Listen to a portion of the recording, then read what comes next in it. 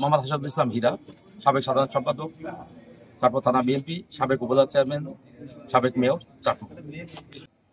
আমি ভাঙড়া হাসপাতালে আসছিলাম, চাঁদপুর থেকে আমি খবর পেলাম যে ভাঙড়া কিছু ছেলেপেলে মারছে।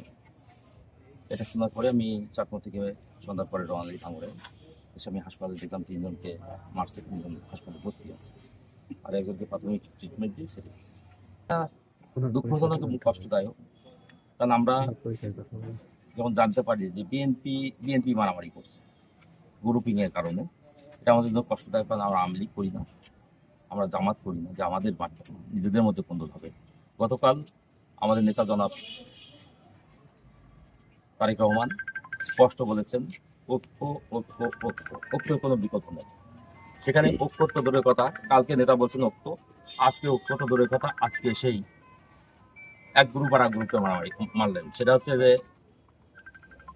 ওনারা এই যারা মার খেয়েছে, আমাদের কমিশনার সাহেবের ছেলে সহ যারা মার খেয়েছে, আমার সঙ্গে এরা প্রোগ্রাম করেছে ভাঙড়াতে। এটা হচ্ছে আমি যেটা বুঝি সেটা হচ্ছে তাদের অপরাধ। কৃষক দলের আহ্বায়ক জনাব তুহিন সাহেবের লোকজন এদেরকে আজকে মারপিট করছে শাহিনের সঙ্গে প্রোগ্রাম করার কারণে। শাহিনের নামে স্লোগান হয়েছে, ওনার নামে স্লোগান হয়নি। এটা হচ্ছে ওনাদের জন্য প্যারাদায়ক, কষ্টদায়ক। এটাকে কেন্দ্র করেই আসলে উদ্দেশ্য হচ্ছে, ওরা যেহেতু আমার সঙ্গে প্রোগ্রাম করছে, আমি যেটুকু বুঝি, এই জন্যই আমি ছুটে এসেছি।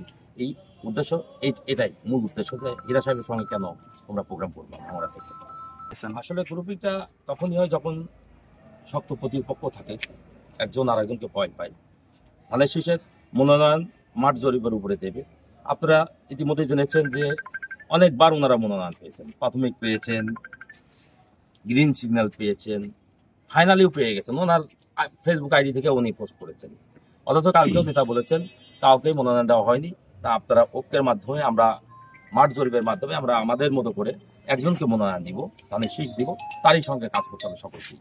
এবং আমরা বদ্ধপরিকর, আমার নেতা জনাব তারেক রহমান যাকে মনোনয়ন দেবে আমরা তার সঙ্গেই কাজ করব। এটা আমি পাই আর একজন পাই, অবশ্যই না। গ্রুপিং কোনো অবস্থাতেই থাকবে না বা হবে না। সেটা হচ্ছে যখন ধানের শীষ মনোনয়ন ফাইনাল হয়ে যাবে, তাহলে এই গ্রুপিংটা শেষ হয়ে যাবে। আমি দীর্ঘ 17 বছর এই 111 থেকে অদ্যাবধি মাঠে ছিলাম, মাঠে আছি। এবং মাঠ জরিপে আমার বিশ্বাস, মাঠ জরিপে আমি এগিয়ে আছি, সবার চাইতে বেশি অবস্থান ভালো আছে আমার। আমি অবশ্যই আমার নেতা জনাব তারেক রহমান মাঠ জরিপের মাধ্যমে যার অবস্থা ভালো হবে তাকে মনোনয়ন দেবে। সেই ক্ষেত্রে আমি 100% আশাবাদী, ইনশাল্লাহ আমি মনোনয়ন পাবো। আচ্ছা, আপনি যদি মনোনয়ন পান, যদি এমপি নির্বাচিত হন, তাহলে পাবনা 3-এর জনসাধারণ আপনার কাছে কি প্রত্যাশা করতে পারে?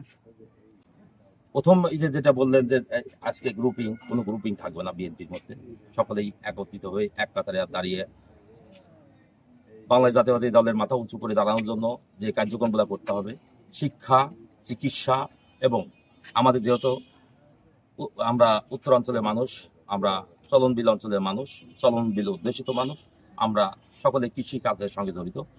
কৃষিকে আরো বেগবান কিভাবে করা যায়, কৃষিকে বিপ্লব ঘটানো যায় কিভাবে, এবং শিক্ষার মান একেবারেই ভঙ্গুর হয়ে গেছে। শিক্ষার মানটাকে আরো বৃদ্ধি করতে হবে। যেমন আপনারা খুব ভালো করে জানেন, দীর্ঘ 17 বছর কিভাবে নিয়োগ হয়েছে, টিচার নিয়োগ হয়েছে, এবং লেখাপড়া কি হয়েছে, অটো পাস করলে কখনোই কোনো মেধা তৈরি হয় না। মেধা তৈরি করতে হলে অবশ্যই লেখাপড়া করতে হবে, ছেলে মেয়েদেরকে কলেজমুখী করতে হবে, স্কুলমুখী করতে হবে, এবং পরিবারের অভিভাবকদেরও সচেতন করতে হবে নিজের সন্তান কিভাবে মানুষের মতো মানুষ করা যায়। সব মিলে আমার নেতা জনাব তারেক রহমান, দলের ভারপ্রাপ্ত চেয়ারম্যান, উনি 31 দফা যে বাস্তবায়ন করতে যাচ্ছেন, এই 31 দফা বাস্তবায়ন করতে পারলে আমাদের বাংলাদেশের সকল সমস্যাই দূর হবে ইনশাআল্লাহ।